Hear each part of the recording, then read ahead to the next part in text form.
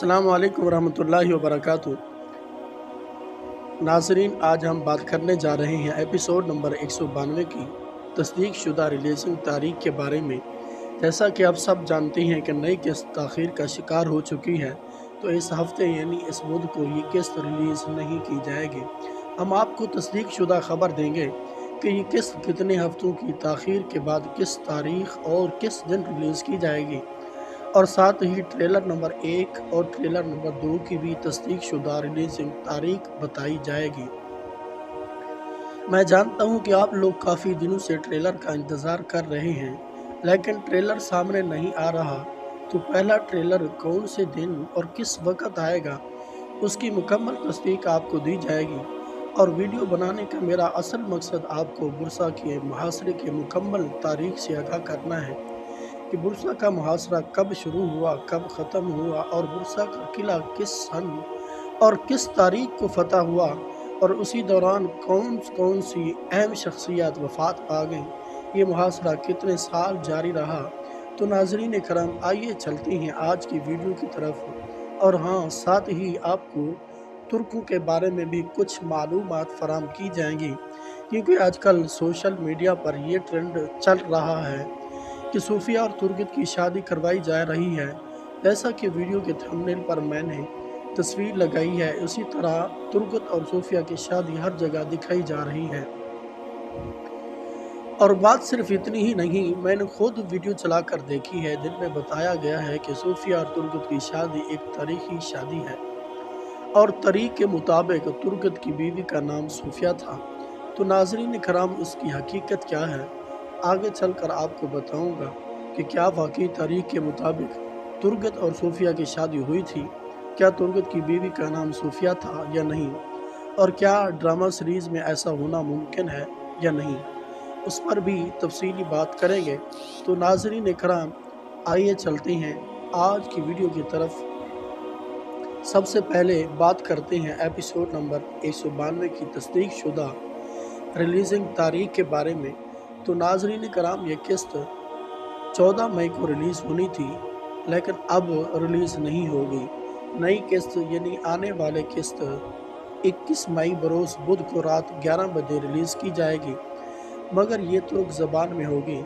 इंशाअल्लाह 22 मई बरोज़ जुमरात को आपको ये किस्त उर्दू और इंग्लिश सब टाइटल के साथ देखने को मिलेगी। तो कमेंट्स में दोबारा ये सवाल न पूछें, ये बात तस्दीक शुदा है। इंशाअल्लाह 21 मई को नई किस्त आएगी, 14 मई को किस्त रिलीज़ नहीं होगी। अब बात करते हैं ट्रेलर नंबर 1 के बारे में। नाज़रीन करम, मैं आपके साथ तस्दीक शुदा अपडेट शेयर करना चाहूँगा। इस किस्त का पहला ट्रेलर 14 मई बरोज़ बुध को रिलीज़ किया जाएगा। जी हाँ, आप लोग हैरान होंगे, लेकिन हकीकत यही है कि ट्रेलर 14 मई को आएगा। उससे पहले ट्रेलर का आना मुमकिन है, लेकिन ज़्यादा इम्कान यही है कि ट्रेलर नंबर 14 मई बरोज़ बुध को ही आएगा, और फिर इस किस्त का दूसरा ट्रेलर 19 मई बरोज़ पीर को रिलीज़ किया जाएगा। तो ये थी उनके मुतालिक तस्दीक शुदा अपडेट्स। पहला ट्रेलर 14 मई बरोज़ बुध और दूसरा ट्रेलर 19 मई बरोज़ पीर।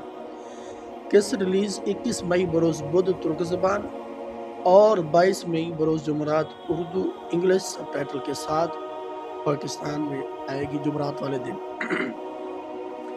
अब चलते हैं बुरसा के मुहासरे की तरफ और उसकी मुकम्मल तारीख आपके सामने पेश करते हैं। तारीख के मुताबिक 1317 ईस्वी में बुरसा का मुहासरा शुरू हुआ, और बुरसा का मुहासरा करने वाले थे उस्मान गाजी। उस्मान गाजी ने बुरसा को कई बार घेरने की कोशिश की, मगर वो मुकम्मल तौर पर उसे फतह करने में नाकाम रहे। उस्मान गाजी ने शहर का मुकम्मल फौजी मुहासरा शुरू किया, मगर शहर की मजबूत फसीलें और ऊंची दीवारें उसमें बड़ी रुकावट बनी। उस्मान गाजी ने कई हमले किए, लेकिन कामयाब ना हो पाए, और ये मुहासरा एक तवील अरसे तक जारी रहा। इसी दौरान उस्मान गाजी की तबीयत बहुत ख़राब हो गई। उस वक़्त उस्मान गाजी की उम्र तकरीबन 67 साल हो चुकी थी, मगर वो मुहासरे से पीछे न हटे और बीमारी के बावजूद मुहासरा जारी रखा। बिलाखिर उस्मान गाजी की کے جانشین اورحان غازی نے یہ قلعہ 6 اپریل 1326 ہجری عیسوی کو فتح کیا،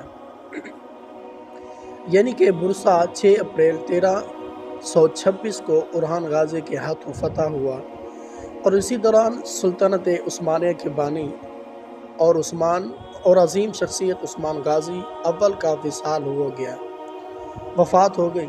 تو اگر محاصرے کی مدت معلوم کی جائے تو محاصرہ شروع ہوا 1317 میں، فتح ہوا 1326 میں، یعنی کہ یہ محاصرہ تقریباً 9 سال جاری رہا، اور تاریخ کے مطابق برسا کا محاصرہ 9 سے 10 سال کے عرصے تک رہا۔ پھر اس کے بعد اورحان غازی نے یہ قلعہ فتح کر لیا۔ فتح کے بعد برسا کو عثمانی سلطنت کا پہلا دارالحکومت بنایا گیا۔ شہر میں پہلی بڑی عثمانی جامع مسجد، بازار اور مدارس بنائے گئے۔ اورحان غازی نے یہاں خط مینڈ یعنی کہ سکہ سازی شروع کی، جو ایک خود مختار ریاست کی علامت تھی۔ برسا عثمانی فن تعمیر، تجارت اور ثقافت کا پہلا مرکز بنا، اور یہ تاریخ جو میں نے آپ کے سامنے بیان کی ہے، یہ میں نے مستند تاریخوں سے لی ہے، اور جن مورخین کی کتابوں سے میں نے تاریخ لی ہے ان میں ایک خلیل انالک ہے، جو کہ ایک ترک مورخ ہے۔ انہوں نے اپنی کتاب میں یہ چیز واضح طور پر لکھی ہے، اور اس کے علاوہ ابتدائی عثمانی تاریخ میں نے عاشق پاشا زادہ کی کتاب سے لی ہے۔